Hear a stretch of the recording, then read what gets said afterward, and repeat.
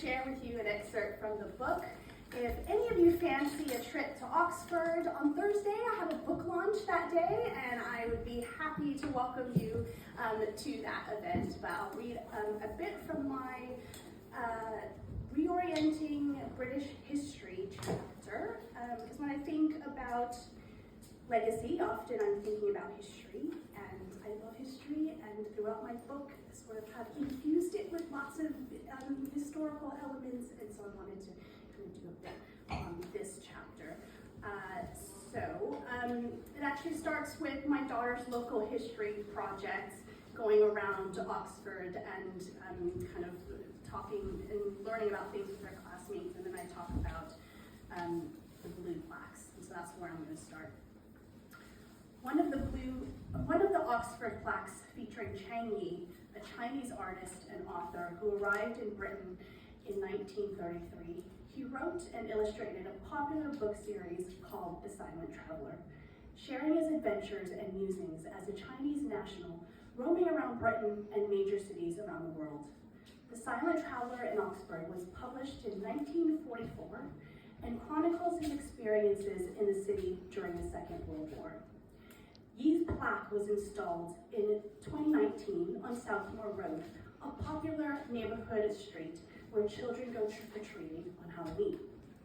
When I walked over to see the plaque, I couldn't help but smile on catching sight of the shiny blue circle on the wall, until I noticed it was hovering unceremoniously over the household's rubbish bins.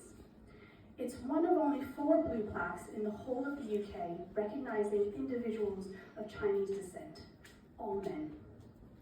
I'm disheartened that not a single Chinese woman has been individually acknowledged with a blue plaque to date.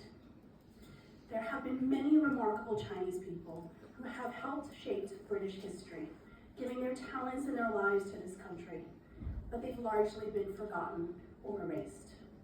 British Chinese contributions are noticeably absent in the UK's national school curriculum. If Chinese people are mentioned at all, the context is limited to the Shang and Qing dynasties of the ancient past, with no sense of relevance to modern life in the UK. I've developed a habit of picking up books about British history in libraries and bookshops, going straight to the index and searching for Chinese. I'm continually disappointed.